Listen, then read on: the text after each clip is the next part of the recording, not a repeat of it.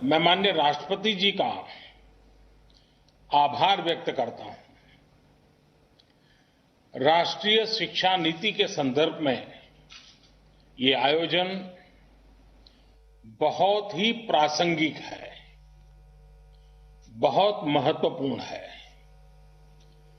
शिक्षा जगत का सैकड़ों वर्षों का अनुभव एक साथ यहां एकत्रित है।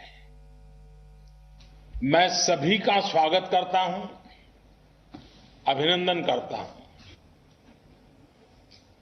मान्यवर, देश की एस्पिरेशंस को पूरा करने का बहुत महत्वपूर्ण माध्यम शिक्षा नीति और शिक्षा व्यवस्था होती है। शिक्षा व्यवस्था की जिम्मेदारी से केंद्र सरकार, राज्य सरकार, स्थानीय निकाय सभी जुड़े होते हैं।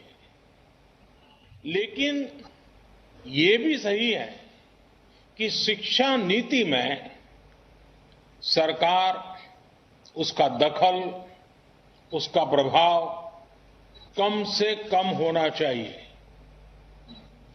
शिक्षा नीति से जितना शिक्षक जुड़े होंगे, अभिभावक जुड़े होंगे, छात्र छात्राएं जुड़े होंगे, उतना ही उसकी प्रासंगिकता और व्यापकता दोनों ही बढ़ती है। राष्ट्रीय शिक्षा नीति पर 4-5 साल उसके पूर्व यह काम शुरू हुआ था। देश के लाखों लाख लोगों ने, शहर में रहने वाले लोगों ने, गांव में रहने वाले लोगों ने, शिक्षा क्षेत्र से जुड़े अनुभवी लोगों ने इसके लिए अपना फीडबैक दिया था, अपने सुझाव दिए थे। शिक्षा नीति का जो ड्राफ्ट तैयार हुआ था, उसके अलग अलग पॉइंट्स पर भी 2 लाख से अधिक लोगों ने अपने सुझाव दिए थे। यानी अभिभावक, छात्र छात्राएं, शिक्षाविद, शिक्षक, शिक्षा प्रबंधक, प्रोफेशनल्स सभी ने इसके निर्माण में अपना योगदान दिया है। इतना गहरा, इतना व्यापक, इतना विविधताओं से भरा हुआ मंथन के बाद अब ये जो अमृत निकला है, इसलिए ही अब हर ओर राष्ट्रीय शिक्षा नीति का स्वागत हो रहा है। गांव में कोई शिक्षक हो या फिर बड़े बड़े शिक्षाविद, सबको राष्ट्रीय शिक्षा नीति अपनी शिक्षा नीति लग रही है। सभी के मन में एक भावना है कि पहले की शिक्षा नीति में यही सुधार तो मैं होते हुए देखना चाहता था। ये एक बहुत बड़ी वजह है कि राष्ट्रीय शिक्षा नीति की स्वीकारता की एक्सेप्टेंस का मूल कारण यही है। शिक्षा नीति क्या हो, कैसी हो, उसका स्वरूप क्या हो, ये तय करने के बाद अब देश एक स्टेप और आगे बढ़ा है। अब पूरे देश में राष्ट्रीय शिक्षा नीति को लेकर, उसके इम्प्लीमेंटेशन को लेकर व्यापक विचार विमर्श हो रहा है, संवाद हो रहा है। ये व्यापक विचार विमर्श इसलिए जरूरी है क्योंकि राष्ट्रीय शिक्षा नीति, नेशनल एजुकेशन पॉलिसी सिर्फ पढ़ाई लिखाई के तौर तरीकों में ही बदलाव लाने के लिए नहीं है। ये पॉलिसी 21वीं सदी के भारत के सामाजिक और आर्थिक जीवन को नई दिशा देने वाली है।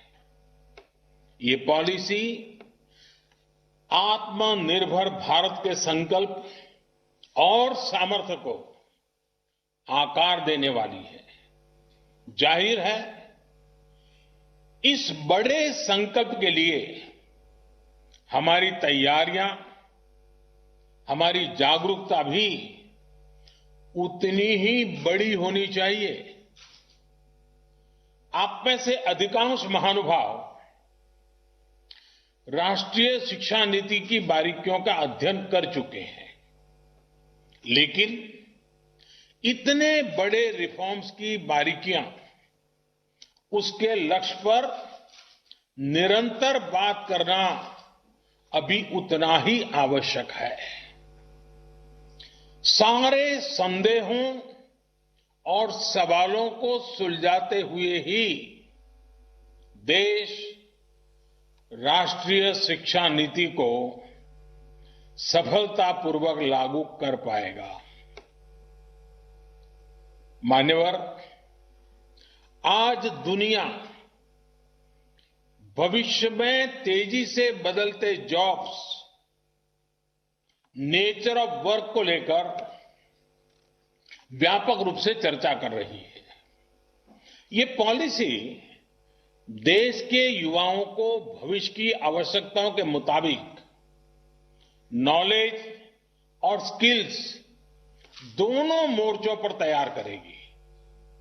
नई शिक्षा नीति स्टडी के बजाय लर्निंग पर फोकस करती है और करिकुलम से और आगे बढ़कर क्रिटिकल थिंकिंग पर जोर देती है।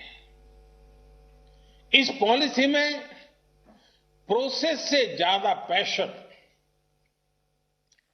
प्रैक्टिकलिटी और परफॉर्मेंस पर बल दिया गया है। इसमें फाउंडेशनल लर्निंग और लैंग्वेजेज पर भी फोकस है। इसमें लर्निंग आउटकम्स और टीचर ट्रेनिंग पर भी फोकस है।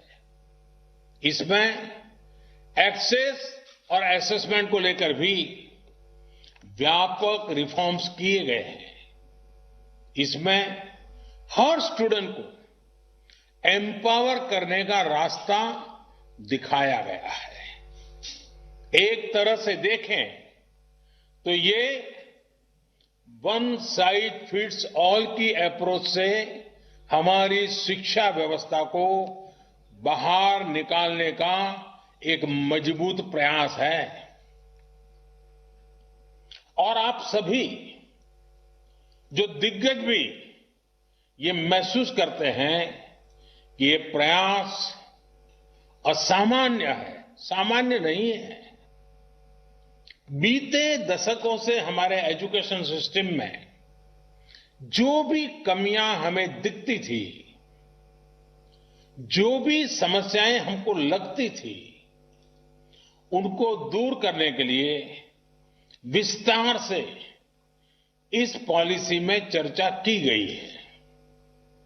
अब जैसे लंबे समय से ये बातें उठती रही हैं कि हमारे बच्चे बैग और बोर्ड एग्जाम के बोझ तले, परिवार और समाज के दबाव तले दिनों दिन दबे जा रहे हैं। इस पॉलिसी में इस समस्या को प्रभावी तरीके से एड्रेस किया गया है। हमारे यहां तो कहा भी जाता है कि सा विद्याया विमुक्तये, यानी नॉलेज वही है जो हमारे माइंड को लिबरेट करे। जब फाउंडेशनल स्टेज पर ही बच्चों को उनके कल्चर, भाषा, परंपरा से जोड़ा जाएगा तो शिक्षा अपने आप ही प्रभावी होगी, सहज होगी और बाल मन उससे खुद को जुड़ा हुआ पाएगा।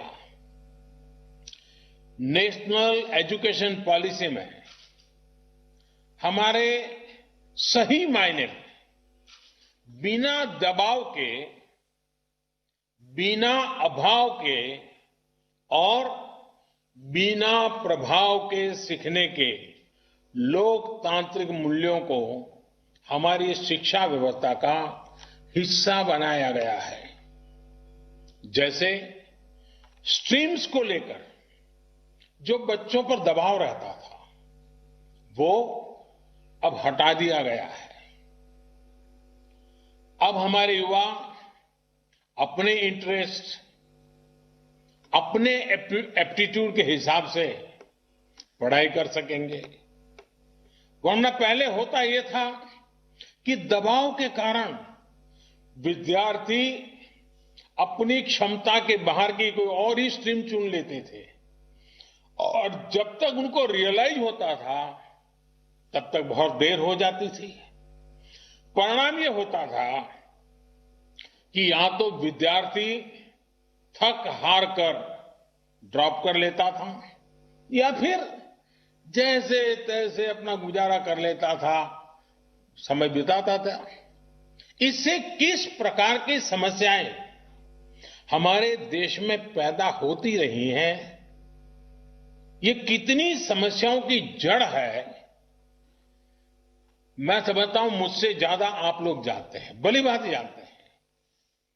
राष्ट्रीय शिक्षा नीति में ऐसी समस्याओं का समाधान तो है ही,